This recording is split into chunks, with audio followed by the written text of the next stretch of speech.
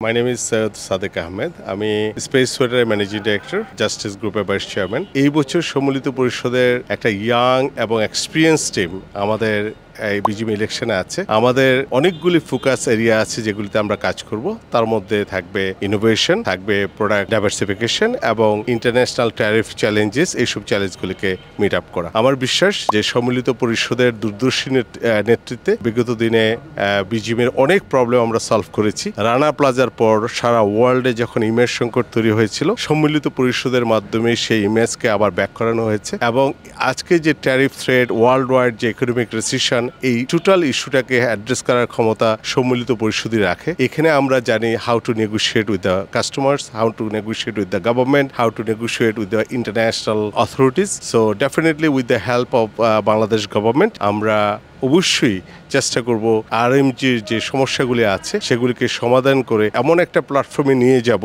যেখানে world economic যে টার্মোয়াল সিচুয়েশনে মোস্ট বেনিফিশিয়াল কান্ট্রি হবে বাংলাদেশ। Thank you.